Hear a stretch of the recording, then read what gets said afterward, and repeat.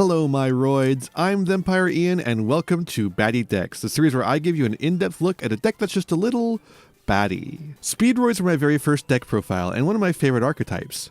With the release of the new support from Supreme Darkness, I was initially a little underwhelmed, but nonetheless I went into the take to brew with them just to see what I could do. And I made a breakthrough.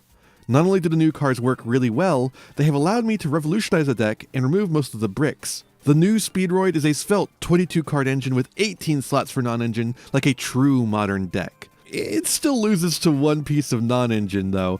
Don't worry, it's still Speedroid. Let's check out the new and improved Speedroid.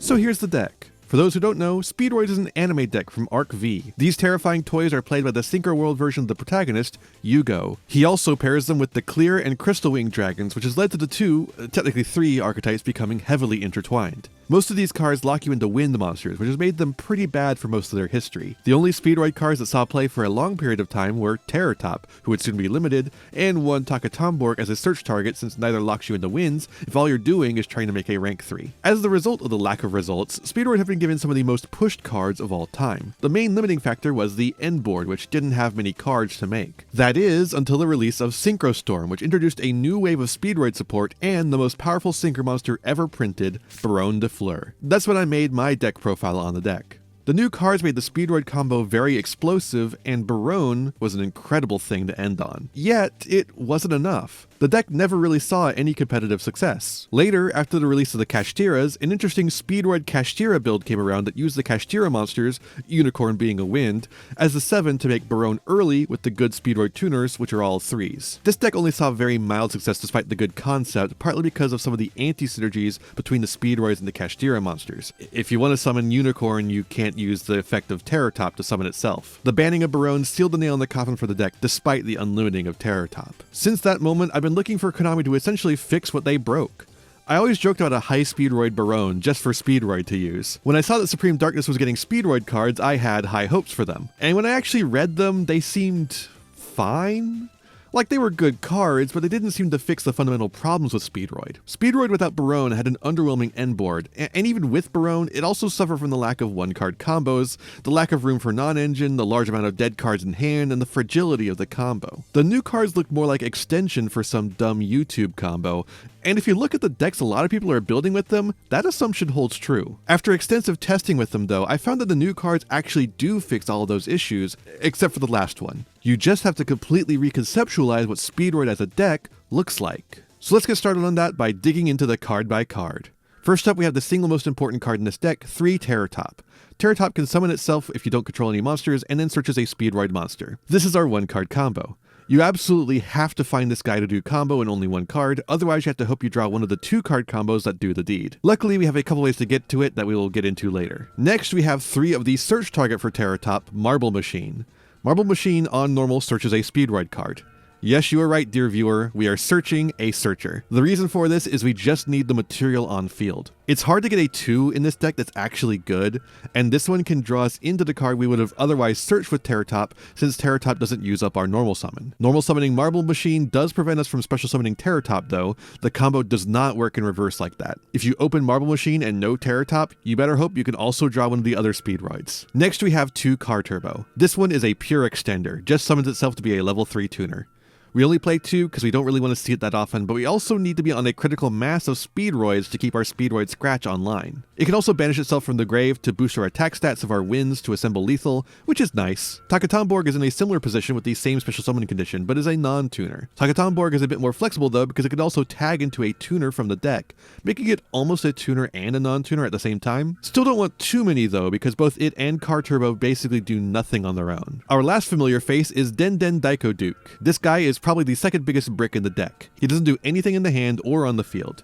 He can banish himself from the grave to summon a Speedroid tuner from the grave, which is crazy and exactly why we still have to play him despite my misgivings. You can pitch this guy for the cost of scratch or win, or tag into him with Takatomborg and use him as synchro material to get him in the grave for good extension. He's often essential for full combo, so getting rid of him isn't really on the table. At least I cut him back to just the one copy though, and I cut back so many other bricks. Aren't you proud of me? Okay, here's the new guys. More pendulum scales! Just don't expect to be doing much pendulum summoning though. These scales are turbo bad. Although you can pendulum summon win for some reason, if you need to do that. It's the effects we're after here though. Clackernel, as a pendulum scale, can banish a Speedroid in the graveyard to set a pendulum scale. That means to make this card go off, you absolutely have to get a Speedroid card in the grave. This is more difficult than it at first seems, but we can do it thanks to my brewing. When this guy is destroyed by battle or card effect, he summons another copy of himself from the deck as a tuner, which is part of why we play 3 copies. This guy only makes sense in the context of the other side of the scales, our little popularized clear wing synchron. This guy, when scaled, can pop itself and a level 2 pendulum scale on the field, so Clackernel, to summon a clear wing from the extra for free and treat it as a synchro summon. Then when it's added to the extra deck face up, say by its own effect, while there are 2 types of wind synchros on the field, you get the foolishest Speedroid spell trap. So yeah, Clackernel sets up Wing Synchron, which is a soft garnet, then Wing Synchron summons Clear Wing by popping both and triggering both of their effects. This is an essential part of the combo as you might imagine, so you'll be searching Clackernel quite frequently. Next up we have our Speedroid spell traps. We're not playing many, but there's actually not that many to play. Most of them aren't even named Speedroid cards, not that we have many good ways to search them anyways. The one Speedroid spell we're playing is Scratch, which discards a Speedroid card to search a Speedroid. This is very important for getting Terratop and also for getting a Speedroid card in the grave for Clackernel. Clackernel doesn't need to banish a monster, so banishing Scratch is actually perfect for us. You might be concerned about drawing Scratch with nothing to pitch for cost, but don't worry too much about that. Scratch, like Clackernel, also doesn't need to pitch a monster, so there are 19 potential pitches for Scratch. Now the one thing you absolutely can't pitch if you draw it is Wing Synchron, so make it more like 18 potential pitches. We also have to remove 1 copy of Speedroid Scratch from that equation, since in the hypothetical you drew that, and now you're looking for a second thing to pitch, leaving us with 17 pitches. That's still a 96% chance of happening. That's significantly higher than your odds of even opening Speedroid Scratch, and so high as to be nigh improbable for it to go any other way. And even then, it'll only be 1 dead card in hand, because if you draw a second copy, it's suddenly live. You might be wondering why I included Terratop in that calculation, and it's for 2 reasons. One is that you could get a better combo going if you can get an extender alongside Terratop, so it could be nice to search that out and make it more consistently available. 2 is that we absolutely need to get a Speedroid card in grave, and to do the full combo, it's better to get it done without removing Terratop from the board. An easy way to do this that hard loses to Droll is to go Scratch discard Terratop to search Terratop. It feels bad, but it'll save your ass. If that's not enough to ease your concerns though, I have another searcher that can help us get the combo that's even more consistent than that. But first, we should talk about our new trap. The on-field effect of this card doesn't really matter unless you draw it, but just in case you do,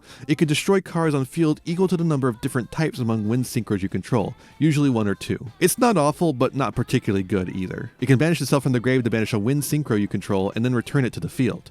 This allows you to reset the soft ones per turns on the Crystal Wing boss monsters and get another negate while also potentially dodging removal. Just a neat little way to get a little bit more out of the end board. Now for our honorary Speedroid and other searcher, Win the Wind Channeler.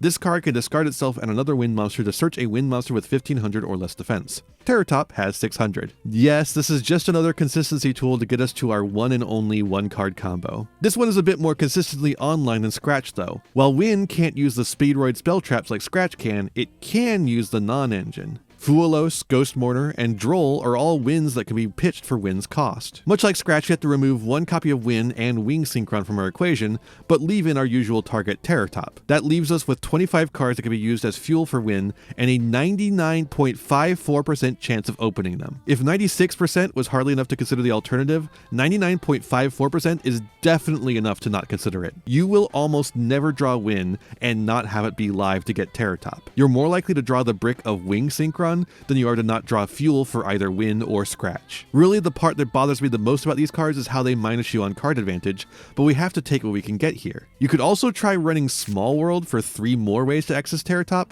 but it only increases the odds of encountering Terratop by like 10% and reduces the amount of non-engine we can play. I'm just not a fan of it, but I can see you maybe wanting to go more in on consistency.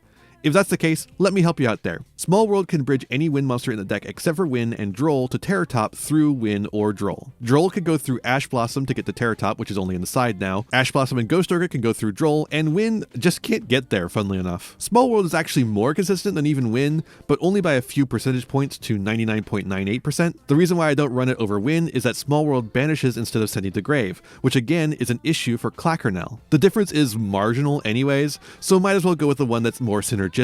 Plus, Win is a monster with a level over 4 and less than 8, which means it's one of the few monsters you can actually pendulum summon in this deck if you don't end up needing it. Can't do that with Small World. Now that we're finally done talking about statistics, let's talk about non-engine. We have 3 of the new Fualas, which just so happens to be a wind. Not only is this good for wind, it also makes this a 4 you can summon in a pinch if you want to make a 7. Then of course there's its actual effect, which is to be a Max C style draw effect, but only for summons from the deck or extra deck. It can only be used when our board is cleared, so it's really a perfect thing to discard for cost going first. Next we have 3 Ghost Mourner, which saw a lot of play a couple of formats ago as a kind of whack-ass effect veiler with a burn for time, but it's also a wind, so it makes a pretty good include for this deck. It's seeing a bit of a resurgence lately, maybe it's fine. You can always remove this for something else, but your win success odds will go down slightly. Then we have Droll and Lockbird, which still just wins the game on its own sometimes, and also happens to be a wind. Obviously people aren't playing this as much anymore, so we're only on the 2 copies because we couldn't fit a third. I am not playing 41 copies in this deck. This deck is so inconsistent, please, let me have something here. Both Ghost Mourner and Droll and Lockbird can be used on the opponent's turn after setting up, so discard Fualas or extra Speedroid cards before doing these 2. Then we have 3 Nibiru, which is doing a lot of work this format after people started moving away from Ryziel and towards Ryziel Fiendsmith, which has a much harder time playing around Nibiru. It's a good one to have. This could be anything really format dependent. Then in the spell section, we have Called by the Grave and Crossout Designator. We lose hard to basically every kind of interaction. Droll, Nibiru, Ash Blossom. We're running Called by and Crossout to help prevent that from happening. I hate this. I really wish I didn't have to be running these cards, but seriously, we actually lose to Ash Blossom in a lot of our hands. It's a problem Speedroid has basically always had, and these new cards haven't really fixed it. At this point, the deck either needs better extenders or their own miscellaneous Saurus. And even then, you wouldn't be able to search it without Ash Blossom stopping your combo. Until they do something like that though, you have to run Crossout and the Called By. Then we have 3 of the best hand trap in the biz, Infinite Impermanence. You can't run the new fancy hand trap Dominus Pulse because it locks you out of wind effects. You can run Purge if you want to, but it's just another Ash Blossom, and I already cut Ash Blossom because I don't have room for it. So here's Imperm instead. Now for our extra deck, where all the fun stuff is. First we have 2 of our new boss monster, Crystal Clearwing over Synchro Dragon. Cool name, although I don't like the art as much as Crystal Wing. He makes up for that in sheer power though. He's got a big attack stat and an Omni Negate that can also do the Crystal Wing attack gain if the negate was used on a monster. If it gets removed by the opponent, it also gets to float into another Clearwing monster, of which we have a few options, including itself. I don't know why they didn't restrict you from summoning another copy of itself, but you just can do that. Isn't that crazy? That negate is a soft once per turn too, so we can actually use the trap to reset it and get another one. And we can also just actually make 2 on the first turn end board with the right hand. Otherwise, having the second one just makes for a good recovery option or a float target. Also, this guy takes either a Synchro Tuner or 2 tuners, so if you have Clackernell summoned by its effect and Clearwing, you can make it to this guy with either a tuner or a non-tuner level 3. High Speedroid Clearwing Rider is a little difficult for us to make, being an 11, but it is just a good board clearer. It could blow up a random amount of the board and gets pretty big to hit for lethal. You can make this with Glider in one of the 6s, or you can float into it with Overdragon. Crystal Clearwing Synchro Dragon is the boss monster from the last wave of support that was a bit underwhelming, partly because it required you to play Clearwing. Well, now we want to play Clearwing, so he makes it in, especially because he's probably the best target for Overdragon's float effect besides itself. This guy has a Spell Trap Negate and can make itself immune to activated monster effects, and then gains attack like Crystal Wing. When this guy leaves the field by the opponent, he searches a wind monster, meaning a big chain of various float effects. You can make this guy with Clearwing and any 3 tuner, which is pretty easy to do. Just in most situations, you're probably going to want to go to Overdragon instead. Next we have Shen Shen, who importantly is a 9. It's like the best 9 you could be making too, and sometimes you just need a 9. Level 6 Synchro and a 3 tuner, you know? Shen Shen is a Macrocosmos on legs, which if you make late enough won't really bite you in the ass too much, especially since you can return those banished monsters when you declare an attack. You can also get this guy back from the grave if you have some of your non-wind monsters in the grave to banish for its cost. High Speedroid Kite Drake is such a cool card and a good 8 to make if you don't have a Synchro to use as material, or if you're out of Crystal Wings. When it's Synchro Summon, you can either destroy the rest of the board, including your own cards, or Dark Ruler no more the opponent's board. This card is great for clearing boards, making for a potential board breaker going second, not that you'll ever get that far, or a way to clear the field late in the game. When it leaves the field by the opponent, you get to search a Speedroid. Pretty cool. Next we have 2 of my favorite card in the entire game, Crystal Wing Synchro Dragon. This guy is a monster negate that increases its attack by the attack of the card it negated and popped. Additionally, if it battles a monster that's level 5 or higher, it gains attack equal to the attack of the monster it's battling. It's such a cool card, and if we get our normal full combo off, we can end on this guy and Overdragon. We're running 2 because you can very easily make a second one after that. All it takes is 1 level 3 tuner thanks to Hagoida. Next we have 1 Clearwing. This card is just material. It has 2 negates, but they're both very specific and hard to get to. Next we have Stardust Charge Warrior, who when summoned draws a card.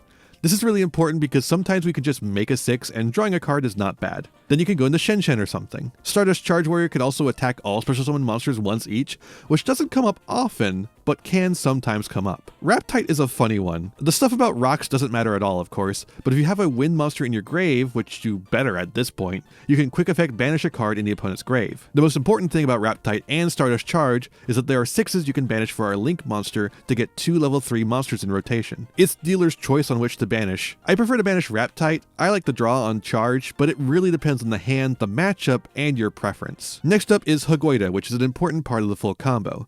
The effect on field doesn't matter, so make sure not to click on it because it is a quick effect and it'll want you to click on it every single time. And you have to because all we want Hagoida to be on field is a Synchro 5 to make Crystal Wing with. The reason why we want Hagoida specifically is because it can summon itself from the grave if you control a Speedroid tuner. This effect is essential for the combo and also makes for an easy recovery into another Crystal Wing. Just a shame we can only reach it with an extender in the opener. The final Synchro is High Speedroid Glider 2, which, by the way, what the fuck is that 2 doing there?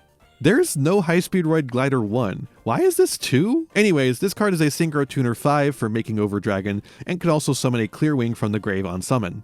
That's super important for making Over Dragon consistently, and for also making our full combo work. It also does something funny in Grave, banishing itself if your opponent special summons while you control a Clear Wing to increase the level of the opponent's monsters on field by 5. This effect is designed to make the original Clear Wing a bit more useful, but can also fuck with decks that rely on the level of their cards being specific numbers. Other Synchro decks, Ixies decks, all sorts of fun options to essentially floodgate. Lastly, for the Speedroids, we have our Speedroid Link monster, Rubber Band Shooter.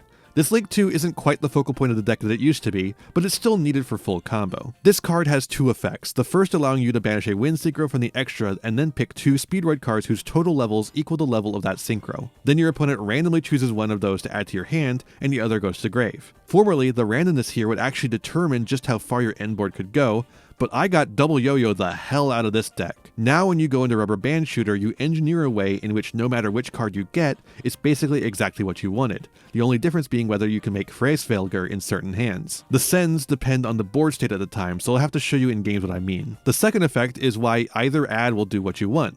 It just gives you an extra normal summon of a wind monster, but then locks you into synchros, which means no Freysvelgr. Whatever we get from the search, we can just summon it. Our last extra deck guy is of course Freysvelgr. This Wind Link 3 gains 2400 attack if the opponent has no monsters in grave, which is quite large. 4800? Pretty decent. More importantly though, it can also quick effect spin a monster in the grave back to the deck, which can be quite handy. Bye-bye, Mr. Fiendsmith. You can either make this card turn 1 if you don't have to use the effect of Rubber Band Shooter to get an additional normal summon, or you can make it on your next turn if Rubber Band Shooter survives. We've got a little bit of room to play around in this build, and this is my tech pick. Now for this side deck. First up we have Artifact Lancia, which is really important for the Malice matchup. You gotta be playing Lancia. We also have a Bestial package, which is really good against the Fiendsmith, which is in all decks now, apparently. I would be putting this main, but I need room for my Called By and Cross Out. Just side those out, I guess, maybe? I don't know. We have the one extra Droll and Lockbird that didn't have room for in the main. If you need more Droll and Lockbird, there you go. We have the 3 Ash Blossoms, which I also couldn't find room for in the main. I need more room, dog. Then we have 3 Triple Tactics Talent, which is just a really good generic card. What can you say about Triple Tactics Talent, dog? Lastly, we have 1 Dimensional Barrier. You might be wondering now, why are we playing this? Ian, don't you know that Ryziel has moved on to Fiendsmith and no longer loses him instantly to Dimensional Barrier? Yeah, I do know that. I actually do know that, but not everyone else does. And we completely lose to Dimensional Barrier. We have like 2 Link monsters total. So we have to run Dimensional Barrier so that we can cross out Designator it. Isn't that fucked up? God damn it, dude. Just get rid of this fucking card. Okay, now that we've talked about the cards we are playing, let's talk about the ones we aren't. I've been doing this section in deck profiles for a while, and this is probably the longest one of those I've ever done. First up, let's talk about our main deck Speedroids that were common includes, starting with the absolute bane of my existence, Red-Eyed Dice. Red-Eyed Dice is a very simple card. It's a level 1 tuner that on summon can change the level of a card on field to level 1 through 6. This is an essential part of old Speedroid combos, being summoned off of Takatomborg to change the level of Terratop to make Corkshootr. Takatomborg can only summon from the deck though, and Red-Eyed Dice can't get itself onto the field, making it a hard Garnet. Many took to playing 2 copies to make sure there was still a target in the deck. In modern Yu-Gi-Oh, this is simply unacceptable. Especially with my Garnet luck. we have no need to do that combo anymore, which I will cover when I talk about Corkscooter, so no need for red-eyed dice. I'm so happy that card is finally dead. Speaking of cards I'm glad to never see again, Double Yo-Yo. Double Yo-Yo used to be one of the sends off of Rubber Band Shooter, and if you got it to hand, you could use it to summon the other send, Terratop, and otherwise you just summon Terratop. This meant that the explosiveness of your combo was highly dependent on which card you got, which is random. A Double Yo-Yo gave you an extra body on field that allowed you to make a more powerful end board. We don't really need to do this anymore now that Terratop is at 3 copies. This new build instead makes either ad just about as explosive and has no use for such a dead draw as Double Yo-Yo. We also have no use for Fuki Midoshi Piper, or as I've come to call him, Fujoshi Piper. I actually kind of have no idea why we ever played this guy. I think it was just an alternate 4 if we draw in the Yo-Yo. This card is okay, but it's really not great. Like, I'll take a draw or a pseudo Pot of Prosperity depending on your board, but it's kind of hard to get this guy out, and he doesn't do much for you when you do. We're also not on Ultra Hound. Ultra Hound was a good way to make Rubber Band Shooter off of a normal summon by sending Duplicate to summon it, but we don't really want to do that anymore, so the Hound goes bye-bye for now. Before we leave the monsters, I also want to mention Tetherwolf, which saw play in Speedroid Kashtira builds as a normal summon that makes Rubber Band Shooter, but again, we aren't doing that anymore, and this one isn't even a fuel for Speedroid Scratch, so bye-bye. We're also not playing any of those random wind extenders like Red-Haired Hasty Horse or Cockadoodle-Doo or Speedroid Rubber Band Plane or whatever. We just don't need them, they get in the way. For spell traps, we aren't on Speedroid Wheel because it's just too variable. Sure, sometimes the card is crazy powerful and summons 2 level 3 monsters, but sometimes you just take 500 damage. If you could control the die roll, maybe I would consider it, but the negated effect kinda sucks too. And of course, all this also requires a discard, and I think we're doing plenty of that in this deck as is. We can't afford to discard a card and roll a 1. Speed Recovery is not named a Speedroid card, which makes it pretty inconsistent. That's the main reason we don't play it, because it's actually pretty good. It's like a better Monster Reborn, but specifically for Speedroids. It's pretty neat. Please rename this card as a Speedroid card. Please. And finally, Duplicate, which is an okay trap, but we really just don't have much use for it. We don't need the extra monster really, and we don't have a good way to get it to hand since Corkscooter is so hard to make. Speaking of Corkscooter, let's talk about the extra deck. We're not playing Corkscooter despite it being a quite powerful card, because you basically just can't make it without doing stupid red-eyed dice combos or using Duplicate, at which point, what do you even want to do with it? You can't summon back the material if you use Duplicate, and you've already used your best search target. Plus, we need our normal summon to do literally anything besides Ultra Hound. And the last Speedroid card people might be expecting to see in the extra deck is Chanbara. Look, Chanbara is a funny card, but it's not good. I think we've firmly moved away from the era of anyone playing this at a serious level. Okay, finally done discussing this deck. I have way too many thoughts about these cards. Let's check out what the deck actually does in some games. Okay, so here we are with the first game. We're up against some sort of plant nonsense with Necroface for some reason. And we've opened a way to get to combo and a bunch of non-engine. So I'm feeling pretty good. Let's see how it goes. We're starting off with Speedroid Scratch, pitch Speedroid Scratch, get Terratop. Terratop summon, Terratop effect. Grab Marble Machine. We're going to normal summon that Marble Machine and then search. We're going to grab Clackernel. Clackernel effect, or Clackernel scale I should say, and then use its effect to grab Wing. Wing Synchron effect to pop both, and then we're going to grab the Clear Wing. Now we didn't have an extender, so we couldn't do the extra combo, which will show up later in this section. We're going to grab the Clackernel from deck, use those two to make Hagoida, and then use both of those, the Clear Wing and the Hagoida, to make Rubber Band Shooter. See, we can get both of them back to the field later, so we can use them now as material for Rubber Band Shooter. Rubber Band Shooter effect setting Wrap Tight. We're going to grab Car Turbo and Takatomborg, both of which can summon themselves to the field. Takatomborg, grab a tuner, Den Den Daikoduke, which again, in the grave, can get us another tuner. We're going to use those two, after summoning the Hagoida, to make Glider 2. Glider 2 is going to get back to Clear Wing. Then we can make Over Dragon. Den Den Daikoduke is going to get us another tuner, and then we can make Crystal Wing. So, there you go. That's the basic combo that gets us Clear Wing over Synchro Dragon and Clear Wing Synchro Dragon. And then we also have the Ghost Ogre and the Ash in hand. This was before I changed up the hand trap lineup. The format significantly changed in the time between me doing these games and me recording this, which was only about a week. So there it is, you know. They go Lone Fire, we negate that. They go Aroma Gardening. I don't want that happening at all, so I negate that as well. Then they go Aroma Blend. You know, that's just going to have to happen. they get the Humid Winds. They're going to activate the Humid Winds, and then we go Ghost Ogre. Thus popping it, and they surrender. Simple as. Sometimes all you need is an Omni Negate, a Monster Negate, and a Ghost Ogre. We still had the Ash Blossom, too. Alright, here we are in game 2, and we yet again have ways to get to combo. A couple of ways, in fact. A Droll, and some hand trap, a Crossout Designator. We're up against Orcus, which is actually a pretty good deck. I'm surprised. You usually don't see very good decks on Dueling Nexus. I wish I saw more of them, because it would be really good for this series. But here we are with an actual deck. Wow. They're gonna set 2 and pass though, so they did kind of brick. We're gonna Speedroid Scratch, sending Takatomborg. We're gonna get the Terror Top. We go. The reason we go Scratch here instead of going Win is because we want to get the Speedroid in the grave to banish. We could have gone Wins pitching Takatomborg, but I'd rather just get the Scratch in grave. We're gonna normal summon that Marble Machine effect. Grab Clackernell. You've seen this song and dance before. Clackernell. Grabbing the wing. We're gonna go Win here to get an extender. We don't need that Fua loss. Takatomborg here is going to grab us the Den Daikoduke, which is our extender. Then they're going to go Super Poly and make Garura. We can still do some stuff here, so we're going to go Clear Wing, grab the Clackernell. We can use the Marble Machine that we're going to use to make Hogoida there to go into Rubber Band Shooter, but then they go Forbidden Droplet. And now we can't really do anything. So we just have to set the Crossout Designator and attack in for 500.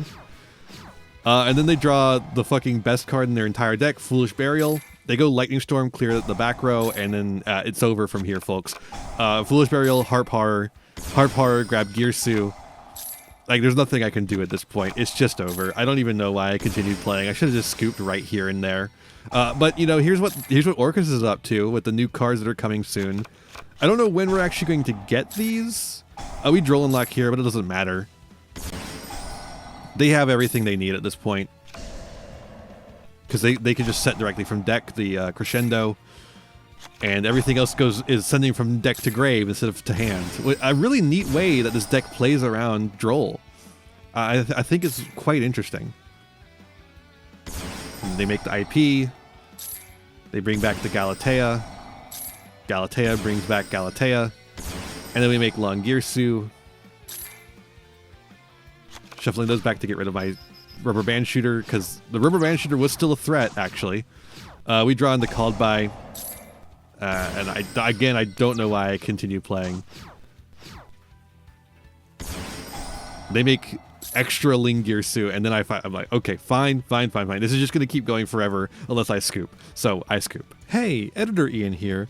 Very clearly, I did not actually scoop, because it does say victory on there, and it says time limit victory specifically. What happened is, actually, immediately after this point, the opponent just timed out for some reason. They just stopped doing things and ran out of time. I have no idea why. They were completely in a winning position. I still count this as a loss, really, for the deck. But it does say victory, and we did win, technically. So that's to explain the discrepancy there. See ya. It is what it is. We couldn't play through... we almost played through one interruption there. We played through the Super Poly. But the Droplet got us real bad. Unfortunate. Alright, here we are with game 3. Our opponent's on some sort of Endymion pile that has Dark Red Enchanter for some reason. It does have spell counters, I guess. We're not looking bad. We got a lot of the cards we would want to search, so we can actually do some extra searches and get our full combo going. Let's check it out. We're going to start with Terror Top effect to grab Clackernell. That's a good way to test to see if your opponent has any interruption. There was no toggle there. There's no attempt to stop the Terror Top from going off. So I feel safe to Speedroid Scratch to get us a card in grave for Clackernell. We'll grab the Marble Machine again. Pitching Marble Machine to grab Marble Machine. This is something you're going to have to do quite frequently in this deck just to get a card in grave. We're going to grab Card Turbo off of that because we already have the Clackernell. Then we're going to summon the Card Turbo.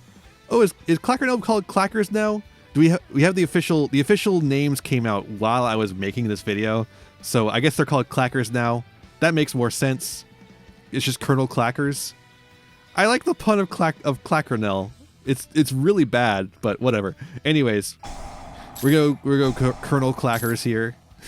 Grab wing effect, pop both, make clear wing. Yeah, this is why you should never get attached to Yugi org names. They're always going to be wrong. Almost always. So yeah, we're going to use the Hagoida that we made.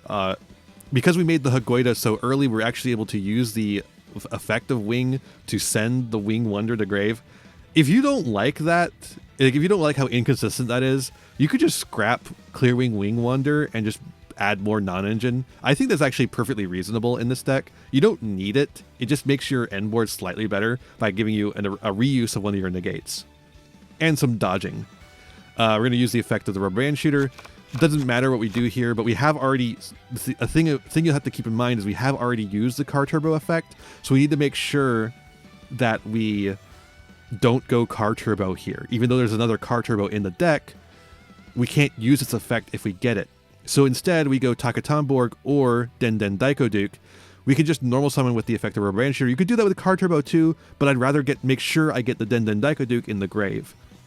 That gives us a better extension.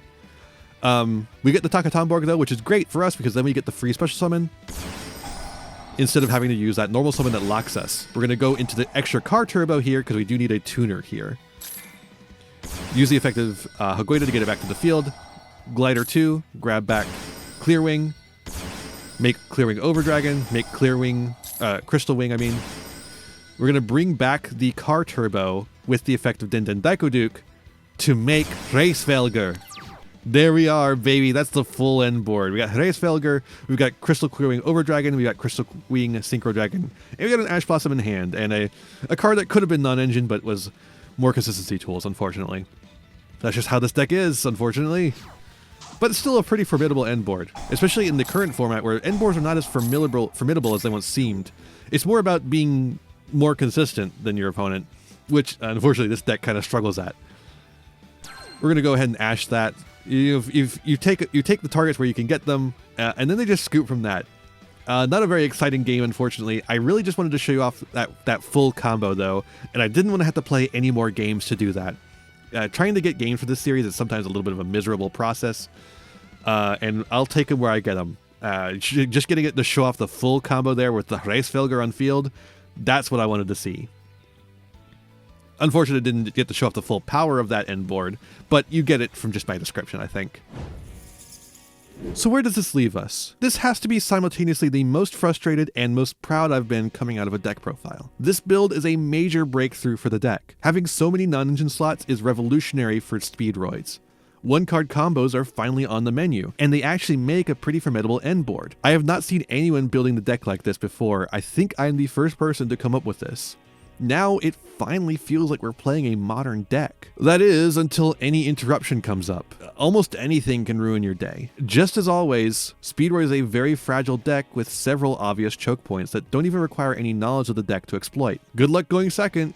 You're gonna need it. Still, this is the most playable Speedroid has ever been. It's just a shame that the rest of the format has yet again already surpassed the power level that Speedroid has finally been allowed to attain. Hopefully this deck serves you well or gives you ideas for your own build. If it does, feel free to let me know, and I'll see you in the next one.